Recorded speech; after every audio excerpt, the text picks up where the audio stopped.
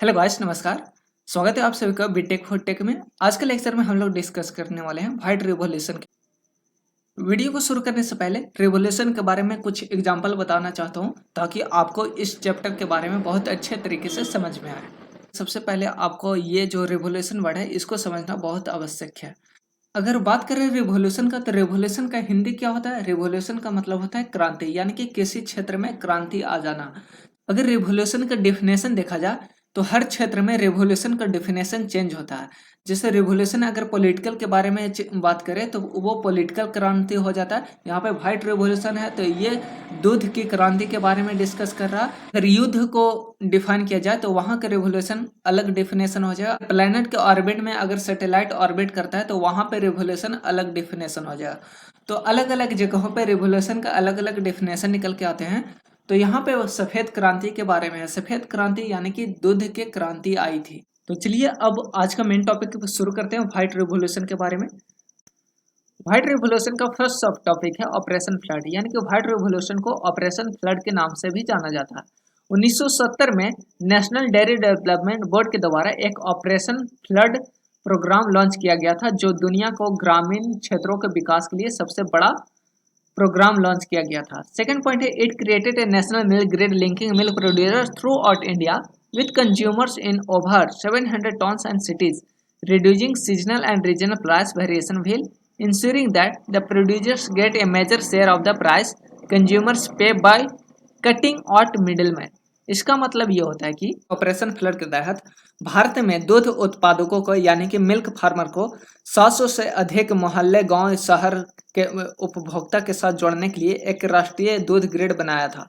यानी कि एक ऐसा प्लेटफॉर्म बनाया जिससे मिल्क प्रोड्यूसर्स और कंज्यूमर्स दोनों एक जगह पहुंचे और वहां से आसानी से दूध बेच सके और खरीदने वाला दूध खरीद सके। ठीक है, एक ऐसा प्लेटफॉर्म बनाया था। इससे ये भी होता था कि जो दूध का प्राइस है वो सभी मिल्क फार्मर को एक जैसा मिले और एक रेट तय किया जा सके दूध का। ठीक है, क्या होता था कि ब्रोकर जो प्रॉफिट कमाते थे वो उसे डायरेक्ट मिल्क फार्मर को बेनिफिट हो। ठीक है, थर्ड पॉइंट है, operation flood has help dairy farmers direct their own development placing control of resources they create in their own hands. कि जो डेयरी फार्मर है उनको ऑपरेशन फ्लड के तहत उनके डेवलपमेंट में मदद कर सके और pressing control of resources they create in their own hand, यानी कि उनके पास एक संसाधन हो जाए ताकि उनके विकास हो और वो अपने रिसोर्स को अच्छे तरीके से कंट्रोल कर पाए। ये जो व्हाइट रिवॉल्यूशन आया था यानी कि ऑपरेशन फ्लड जो आया था, उनका ऑब्जेक्टिव क्या था? इससे पहले एक छोटा सा एग्जांपल दे दें। भारत ने पाकिस्तान पे एयर स्ट्राइक किया था, क्यों? उसका भी तो कोई ऑब्जेक्टिव होगा। पहली बात, उनने भारतीय सेना के साथ छेड़खानी की थी, उन्होंने गोली चलाए थे और बहुत सारे सेना को हत्या कर दिया था। ठीक है, तो इसके बदला लेने के लिए भारत ने एयर स्ट्राइक किया था आतंकवादियों के संगठन को उड़ाने के लिए। ठीक है, तो यहाँ पे उसका ऑब्जेक्टिव ये था। इसी तरीके से व्हाइट रिवॉल्यूशन लाने का जो ऑब्जेक्टिव था, ये तीन मेन ऑब्जेक्टिव था। पहला क्या था? इंक्रीज मिल्क प्रोडक्शन, यानी कि जो मिल्क का जो उत्पाद है उसको बढ़ाना। सेकेंड है आर्गुमेंट रूरल इनकम, यानी कि जो ग्रामीण क्षेत्र में जो लोग रहते हैं उनका जो इनकम का जो सोर्स है वो बढ़ सके। Reasonable prices for consumers, reasonable prices for consumers, यानी कि जो दूध का कंज्यूमर्स हैं यानी कि जो ग्राहक है उनको सही दाम पे मिल सके और जो मिल्क प्रोड्यूसर है उनको भी सही दाम से उनका इनकम हो सके। ठीक है, तो ये तीन मेन ऑब्जेक्टिव था ऑपरेशन फ्लड का यानी कि व्हाइट रिवॉल्यूशन का। नेक्स्ट है, operation flood transferred India from a milk deficient nation into the world largest milk producer surpassing the USA in 1998। यानी कि जो ऑपरेशन फ्लड आया था यानी कि व्हाइट रिवॉल्यूशन आया था इंडिया में 1970 में, वो क्या किया?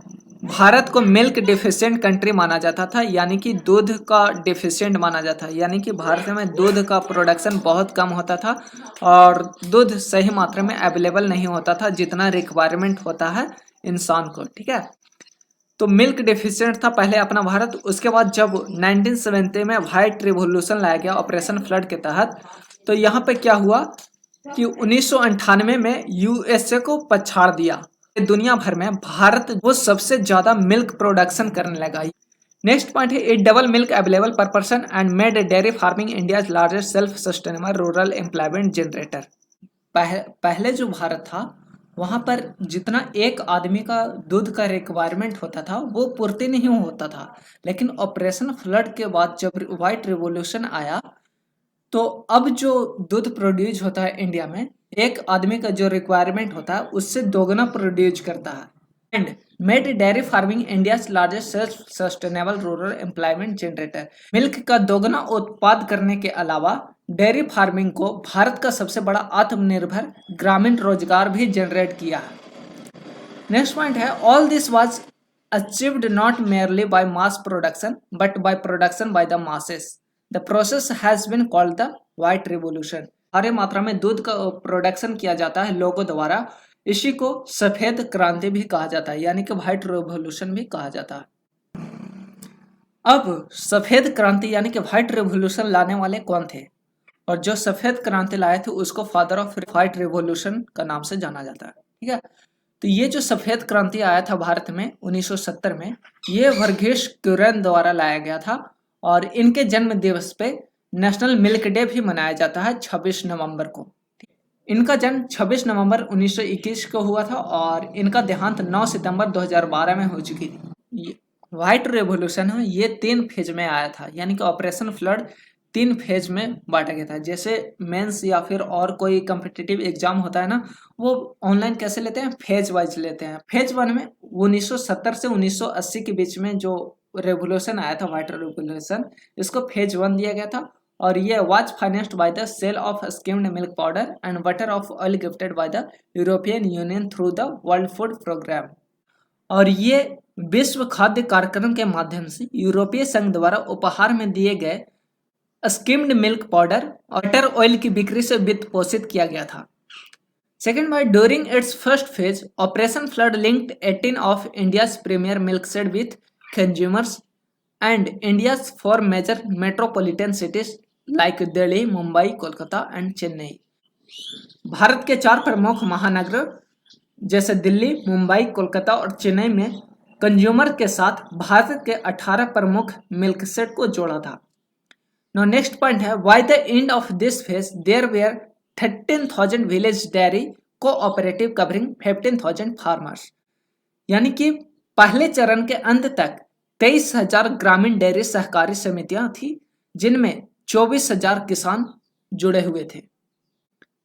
ऑपरेशन फ्लड फेज 2 1981 से लेकर 1985 तक चला था और ये increase the milk shed from 18 to 136 to 90 urban markets expanded the outlet for milk. यानी कि 18 मिल्क शेड से 1,36,290 शहरी बाजारों ने दूध के लिए आउटलेट का विस्तार किया था। नेक्स्ट पॉइंट है by the end of 1985 A self sustaining system of 43,000 village cooperative covering 4.25 million milk producers had become a reality. यानी कि 1985 के अंत तक 425 मिलियन दूध उत्पादकों को शामिल करते हुए 43,000 ग्राम सहकारी समितियों की एक आत्मनिर्भर प्रणाली एक वास्तविकता बन गई थी, यानी कि वास्तव में बन गई थी। नेक्स्ट पॉइंट है domestic milk powder production increase from 22,000 tons in the pre project year to 140,000 tons by 1989. All the increases coming from direct setup under operation of flood. Phase 2 से पहले जब ये ऑपरेशन फ्लड का project चल रहा था उस समय 22,000 टन्स प्रोड्यूस किए जाते थे मिल्क पाउडर, लेकिन उसके बाद 140,000 टन्स 1989 तक बढ़ चुके थे। All the increase coming from direct setup under operation of flood. और ये जो 140,000 टन इंक्रीज किया था 1989 में, ये सारे कहां से बढ़ गए थे, ये जो डायरेक्ट सेटअप हुआ था ऑपरेशन फ्लड के दौरान इसके द्वारा 140 टन प्रोड्यूस किए गए थे। ऑपरेशन फ्लड फेज 2 का आखिरी पॉइंट है direct marketing of milk bye producer cooperative increase by several million litre of a day. Milk producer या फिर कोऑपरेटिव के साथ डायरेक्ट मार्केटिंग किया गया दूध का, तब क्या हुआ कि एक दिन में जितना प्रोडक्शन हुआ करता था उससे क्या मिलियंस में भी कन्वर्ट हो गया, यानी कि जो दूध का प्रोडक्शन का रेट जो है मिलियंस में बढ़ चुका। नौ व्हाइट रेवोल्यूशन का ऑपरेशन फ्लड फेज 3 आ चुका है। मैंने पहले बताया था कि रेवोल्यूशन है ये 3 फेज में हुआ था। Operation flood phase 1, operation flood phase 2, operation flood phase 3। Operation phase 3 जो है 1985 से लेकर 1996 तक चला था। Enable dairy cooperative to expand and strengthen the infrastructure required to produce and market increasing volume of milk. यानी कि ऑपरेशन फ्लड फेज 3 जो 1950 से लेकर 1996 तक चला था, इसमें सबसे पहले कोऑपरेटिव को एक्सपेंड किया और मजबूत बनाया। जो भी इंफ्रास्ट्रक्चर रिक्वायरमेंट होते थे मिल्क प्रोड्यूसर्स को, वो रिक्वायरमेंट जरूरत को पूर्ति की। इसके बाद उनसे मिल्क का जो वॉल्यूम है, यानी कि डेयरी प्लांट के जितना रिक्वायरमेंट होता था उसको मिल्क को प्रोड्यूस करने के लिए उसने एक संगठन बनाया था। ठीक है। सेकंड पॉइंट में यह बोला है कि जितने भी मिल्क प्रोड्यूसर थे, चलो किसी डेयरी में या फिर किसी जानवर को बीमार हो चुका या फिर कुछ भी प्रॉब्लम हो गया, तो उनके हेल्थ को सुधारने के लिए उनको हेल्थ केयर सर्विसेज दिया जाता था, उनको चारा के बारे में जागरूक किया जाता था, भोजन दिया जाता था। और आर्टिफिशियल इंसेमिनेशन सर्विसेज, यानी कि जो भी उनके आर्टिफिशियल रूम में मशीन वगैरह चाहिए था, जैसे दूध निकालने के लिए या फिर और भी फैन वगैरह, इस तरीके से जितने भी आर्टिफिशियल रिक्वायरमेंट थे उसको आपूर्ति करते थे और उसके बारे में जागरूकता फैलाते थे। और कोऑपरेटिव मेंबर को बढ़ाया था। जितने भी कोऑपरेटिव मेंबर थे उनको क्या किया जाता था, एजुकेट किया जाता था। ऑपरेशन फ्लड फेज 3 के तहत एक मूवमेंट चलाया था, डेयरी कोऑपरेटिव मूवमेंट। और फेज 2 के दौरान डेयरी कोऑपरेटिव जो था 42,000 एग्जिस्ट करते थे। और फेज 3 के दौरान जब डेयरी कोऑपरेटिव मूवमेंट चला उस समय 42,000 में 30,000 अधिक जुड़ गए। यानी कि फेज 3 का जब कोऑपरेटिव मूवमेंट चला उसमें 30,000 नए डेयरी कोऑपरेटिव बनाए गए थे। Milk Shed peaked to 173 in 1988 to 89 with the number of women's member and women's dairy cooperative society increasing significantly। यानी कि महिलाएं सदस्य और महिला डेयरी सहकारी समितियों की संख्या में उल्लेखनीय वृद्धि के साथ 1988 से लेकर 1989 में मिल्क शेड 173 तक पहुंच गया था। यानी कि 1988 से 1989 तक मिल्क शेड जो है ये 173 मिल्क शेड बन चुका था और उसमें बहुत सारे डेयरी कोऑपरेटिव में महिला मेंबर भी उससे जुड़ गई थी। नाउ नेक्स्ट पॉइंट है phase 3 gave increased emphasis to research and development in animal health and animal nutrition innovation to the enhance the productivity of milk animal। इसको एक एग्जांपल से समझो। सपोज आपके घर में एक गाय है और आप उनको नॉर्मल भोजन देते हो, तो वो क्या करती है, नॉर्मल दूध देती है। सपोज मान के चलो 1 लीटर दूध दी।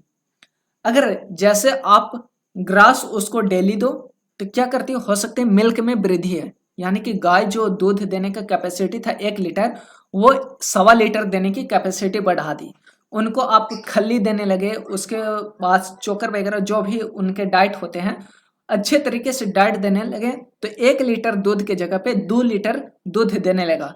तो इसी तरीके से ऑपरेशन फ्लड फेज 3 चला था, तो उन्होंने एनिमल के न्यूट्रिशन पे, रिसर्च पे ध्यान दिया, जोर दिया और एनिमल को हेल्थ का मेंटेन करने पर ध्यान दिया, ताकि एनिमल का अगर सही से न्यूट्रिशन दिया जाए तो उस एनिमल से अच्छे अमाउंट में, यानी कि मैक्सिमम हमें दूध मिल सके और जानवर का जो हेल्थ है वो मेंटेन रहे। नेक्स्ट पॉइंट है from the Operation Flood was conceived and implemented as much more than a dairy programs. यानी कि डेयरी प्रोग्राम में जितना कल्पना की गई थी उससे ज्यादा कंसीव्ड और इम्प्लीमेंट किया गया। ठीक है। Dairying was seen as instrument of development generating employment and regular incomes for millions of rural people. यानी कि डेयरी को विकास के साधन के रूप में देखा जाता था, लाखों ग्रामीण लोगों के लिए रोजगार और नियमित आय पैदा करना।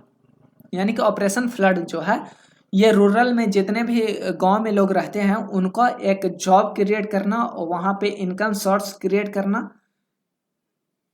ताकि उनके रेगुलर बेसिस पे इनकम होता रहे। उम्मीद है आज का लेक्चर समझ में आएगा। आज का लेक्चर यहीं पर समाप्त होता है।